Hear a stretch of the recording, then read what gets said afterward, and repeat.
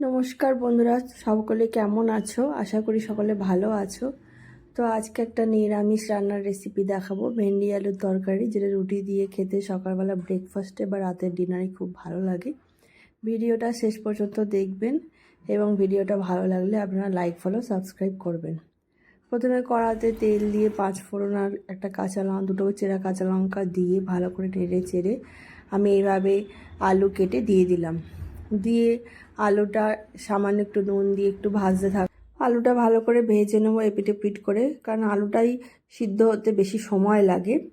তো আলুটা হালকা ভেজে এসেছে, তখন আমি কেটে রাখা ভেন্ডিগুলো দিয়ে দিলাম। ভেন্ডিগুলো আমি অর্ধেক করে কেটে আমি দিয়ে দিয়েছি। তো এইভাবে ভেন্ডি রান্না করলে ভেন্ডি অতিরিক্ত গলে না। এরপর কিছুটা নুন দিয়ে দিলাম, আর হলুদ গুঁড়ো, কাশ্মীরি লঙ্কার গুঁড়ো 1 চামচ দিয়ে দিলাম। দিয়ে ভালো করে নেড়ে চেড়ে নিলাম। এভাবে কিছুক্ষণ নাড়াচাড়া করার পরে আমি কিছুটা চিনি দিয়ে দিলাম।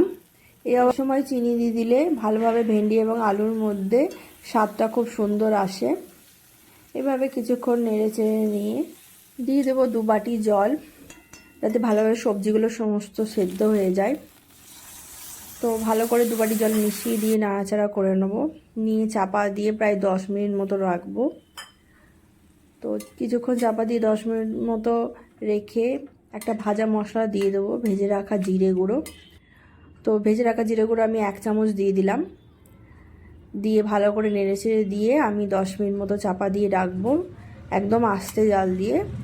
তারপরে দেখা যাবে যে ভেন্ডিটা ভালোভাবে সিদ্ধ হলে, আলুটা সিদ্ধ হলে তরকারিটা নামিয়ে নেব। তো এরকম ভেন্ডি আলু তরকারির সাথে রুটি খেতে দারুণ লাগে।